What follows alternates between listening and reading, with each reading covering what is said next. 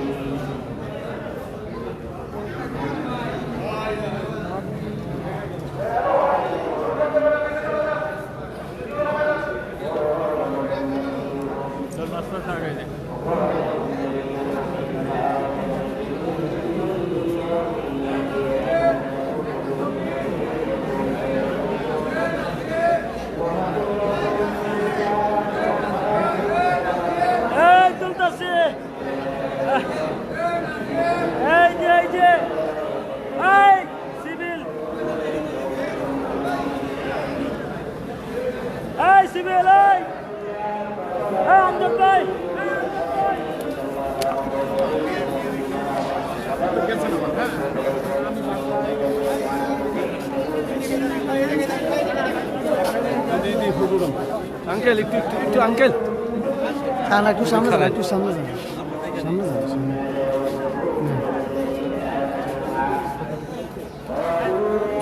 Side যান। ও sorry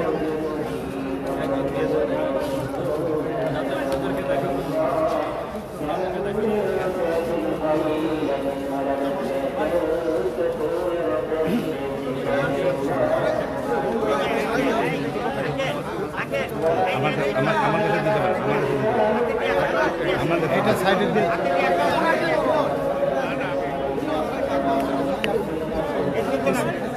আপনি একটু সাইড হন। দেখি ভাই একটু ভিতরে ঢুকে দেন। ভাই কিছু হয় নাই।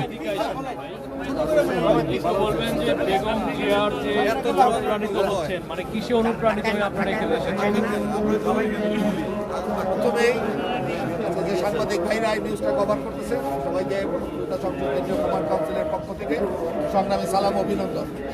আজকে এমন একজনের বাজারে আমরা ফুল দিতে শ্রদ্ধা জানাতে এসেছি যিনি 1971 সালে মহান মুক্তিযুদ্ধেও তার ভূমিকা ছিল অনন্য। যে বিষয়টা মিডিয়া লেভেলে তেমন যায় নাই, যে বিষয়টা আপনাদেরকে আমরা ইনফর্ম করতে চাই।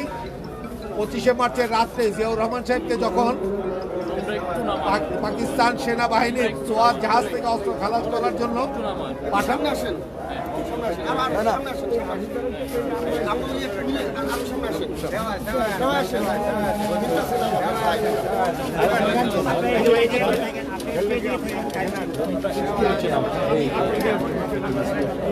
আমার স্বাধীনতার ঘোষক শহীদ রাষ্ট্রপতি জিয়াউর রহমান সাহেবকে যখন সোয়াত জাহাজ খালি করার জন্য উদ্দেশ্য প্রণোদিতভাবে পাঠানো হয়েছিল তাকে হত্যা করার একটা পরিকল্পনা থেকে, তখন জিয়াউর রহমান সাহেবের যিনি সিনিয়র ছিলেন জাঞ্জুয়া, তিনি বেঙ্গল রেজিমেন্টের সৈনিকদেরকে অস্ত্র সমর্পণ করার জন্য নির্দেশ দিয়েছিলেন।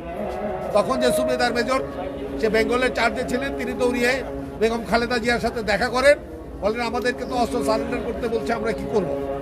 সেদিন বেগম জিয়া বলেছিলেন না, তোমাদের সার না আসা পর্যন্ত একটা অস্ত্র তোমরা সমর্পণ করবে না। তার এই সুচিন্তিত সিদ্ধান্তের কারণেই শহীদ রাষ্ট্রপতি জিয়াউর রহমান স্বাধীনতা ঘোষণা দিতে পেরেছিলেন এবং তার রেজিমেন্টের 300 সৈন্য একসাথে বিদ্রোহ করতে পেরেছিলেন। সেদিন যদি তার এই সুচিন্তিত সিদ্ধান্ত না আসতো, আমরা জানি না 26শে মার্চ স্বাধীনতার ঘোষণা আসতো কিনা এবং মুক্তিযুদ্ধ শুরু হতো কিনা। 1 2 নম্বর, উনি প্রধানমন্ত্রী হওয়ার পরেও মুক্তিযোদ্ধাদের কল্যাণে মুক্তিযোদ্ধা মন্ত্রণালয় সহ সবচেয়ে মানে সিরিয়াস বিষয় যেটা, আমি জানি না অন্যরা কিভাবে দেখে, আমাদের একজন বীরশ্রেষ্ঠর কবর ছিল পাকিস্তানে, ওরা ওই দিনটা ঘৃণা দিবস পালন করতো। তাদের যে ক্যাপ্টেন মারা গিয়েছিল তার সাথে মিনহাস, তাকে শ্রদ্ধা জানাতো, পাশের কবরে বীরশ্রেষ্ঠ মতিউর রহমানকে অসম্মান করা হতো, জুতা মারা হতো। আমরা যখন ম্যাডাম খালেদা জিয়াকে বিষয়টা জানালাম, উনি বলেছিলেন এটা তো মাননীয় বিষয়, সরকার টু সরকার চিঠি লেনদেন করতে পারবো। উনি 2001-এ ক্ষমতায় এসেই সর্বপ্রথম বীরশ্রেষ্ঠ মতিউর রহমান বীর উত্তমের লাশ পাকিস্তান থেকে বাংলাদেশে এনে সসম্মানে দাফন করেছিলেন। ম্যাডাম খালেদা জিয়া ছিল শুধু মুক্তিযোদ্ধা না, সমস্ত গণমানুষের আশা আকাঙ্ক্ষার প্রতীক। বাংলাদেশের স্বাধীনতা সার্বভৌমত্ব রক্ষায় যার অটল ভূমিকা সারা বাংলাদেশের মানুষকে অনুপ্রাণিত করেছে, যিনি জীবিত থাকতেও বারবার স্বৈরাচার বিরুদ্ধে আন্দোলনে এককভাবে নেতৃত্ব দিয়ে আপসিক নেতৃত্বে পরিণত হয়েছিলেন। তার মৃত্যুর পরে আপনারা মিডিয়া কর্মীরা জানেন কিভাবে মানুষ দল মত নির্বিশেষে সবাই উপস্থিত হয়েছিল। তিনি জীবিত অবস্থায় যেমন জীবিত অবস্থায় যেমন সমস্ত জাতিকে ঐক্যবদ্ধ করেছিলেন, তিনি বিদায় নেওয়ার সময় আবার সমস্ত জাতিকে ঐক্যবদ্ধ করলেন। আমরা সেই নেত্রীর বাজারে কবরে আমরা ফুল দিয়ে শ্রদ্ধা জানাতে এসেছি। আল্লাহ জানি ওনাকে বেহেশত নসিব করেন এবং শহীদ রাষ্ট্রপতি জিয়াউর রহমানকে আল্লাহ জানি বেহেশত নসিব করেন। আচ্ছা, একটু সমাজের কাছে একটু বলবেন যে বেগম জিয়ার দেখানো যে পথ এবং মানে জিয়াউর রহমানের যে পথ, সেটা আপনারা মানে কিভাবে অনুপ্রাণিত করে আপনাদের, কিভাবে আপনারা এগিয়ে যান? আমি প্রথমেই বেগম খালেদা জিয়ার প্রতি বিনীত শ্রদ্ধা জ্ঞাপন করি এবং প্রয়াত প্রেসিডেন্টের প্রতি আমাদের আনত শ্রদ্ধা থাকে। আমরা মনে করি বেগম জিয়া এশিয়ার আরেকজন মান্দেলা ইতিহাসের এক অমর কৃতিত্ব, আর বাংলাদেশের খালেদা জিয়া এশিয়ার মান্দেলা। তার পথ অনুসরণ করবে আপসহীন গণতান্ত্রিক সৈনিক হিসাবে, একজন মানবিক রাষ্ট্র পরিচালক হিসাবে এবং তার বিশাল কর্মী বাহিনীকে তার বুকের ভিতর রেখে স্বৈরাচার বিরোধী আন্দোলনে তার সফলতার পথটা আমরা সবসময় অনুসরণ করব। বেগম খালেদা জিয়া আমাদের কাছে চিরস্মরণীয়ই থাকবে পৃথিবীর ইতিহাসে যারা সে জাতির জন্য, সে রাষ্ট্রের জন্য উদাহরণ সৃষ্টি করেছেন বেগম জিয়া, সেই ইতিহাসের অন্তর্ভুক্ত থাকবে। বেগম জিয়াকে আমরা আনত শ্রদ্ধা জানাই এবং তার জীবন এবং জীবনী বাংলাদেশের মানুষকে গণতন্ত্র উত্তরণে, গণতন্ত্র চর্চায় এবং সংগঠন করার ক্ষেত্রে অনুপ্রাণিত করবে। আমরা বাংলাদেশের মুক্তিযোদ্ধাদের পক্ষ থেকে, মুক্তিযোদ্ধা সংসদের কেন্দ্রীয় কমান্ড কাউন্সিলের পক্ষ থেকে আমরা তাকে শ্রদ্ধা জানাই, তার প্রতি শুভেচ্ছা রইল এবং তিনি এবং তার রুহের মাগফিরাত কামনা করি, তিনি যেন পরপরে সুখে থাকেন। আমার নাম নঈম জাহাঙ্গীর, বাংলাদেশ মুক্তিযোদ্ধা সংসদ কেন্দ্রীয় কমান্ড কাউন্সিলের আহ্বায়ক। একটু আপনার পরিচয়টা। আমার নাম সাদেক আহমেদ খান, আমি সদস্য সচিব বাংলাদেশ মুক্তিযোদ্ধা সংসদ কেন্দ্রীয় কমান্ড কাউন্সিল। ভাইয়া একটা প্রশ্ন, বেগম জিয়াকে ছাড়া আসলে এই সামনের নির্বাচনে কি কি চ্যালেঞ্জ আসবে, সেই চ্যালেঞ্জগুলো নেওয়ার জন্য প্রস্তুত আছে কিনা একটু যদি আপনারা জানেন 24-এর গণঅভ্যুত্থানের মধ্যে দিয়ে সমগ্র জাতি একাত্ম হয়ে আসে। এই চ্যালেঞ্জ, এই একটা জাতি এটা মোকাবেলা করার মতো সামর্থ্য রাখে। আমরা 71 সালে মোকাবেলা করেছি, আমরা 90 মোকাবেলা করেছি, এবারও মোকাবেলা হবে। বাংলাদেশ গণতন্ত্রের উত্তরের জন্য মানুষের যে বিদ্রোহ, মানুষের যে আকাঙ্ক্ষা এবং মানুষের যে সিদ্ধান্ত, এটার প্রতি আমরা শ্রদ্ধা জানাই। বেগম খালেদা জিয়া এটার প্রতি সবসময় শ্রদ্ধাশীল। আমরা এই সংকট উত্তরের সক্ষম। অনেক ধন্যবাদ।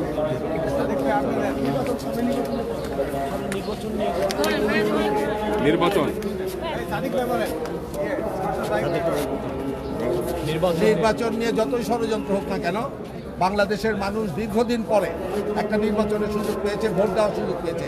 আমরা মনে করি সমস্ত ষড়যন্ত্রকে মোকাবেলা করেই একটা সফল নির্বাচন হবে, যে নির্বাচনের মধ্য দিয়ে এদেশের গণতান্ত্রিক কামী মানুষ তাদের রায় দেবে। এবং আমরা বিশ্বাস করি এই নির্বাচনে বাংলাদেশের অধিকাংশ মানুষই ধানের শীষের পক্ষে ভোট দিবে, কারণ এই দলের প্রতিষ্ঠাতা মহান মুক্তিযুদ্ধের ঘোষক শহীদ রাষ্ট্রপতি জিয়াউর রহমান, যিনি সততার পরীক্ষায় উত্তীর্ণ একজন মানুষ, এই দলের দীর্ঘদিন নেতৃত্ব দিয়েছিলেন ম্যাডাম খালেদা জিয়া, যার সম্বন্ধে বলার কিছু নাই।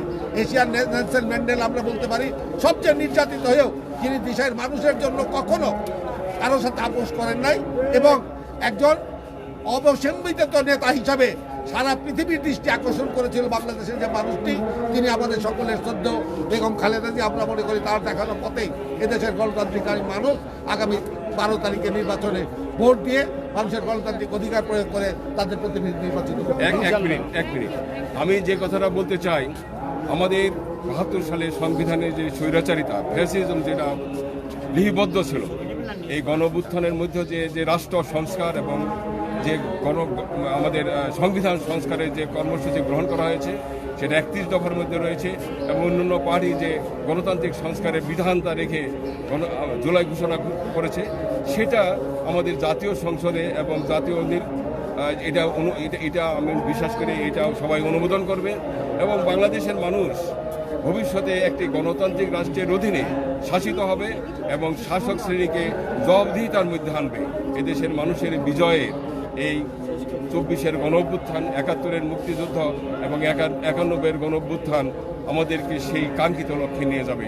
আমরা সব মানুষের অধিকার নিশ্চিত করতে চাই, রাষ্ট্রকে দায়বদ্ধ করতে চাই মানুষের কাছে, রাষ্ট্রকে জবাবদিহি করতে চাই মানুষের কাছে, শাসক শ্রেণীকে আমরা বিশ্বাস করি।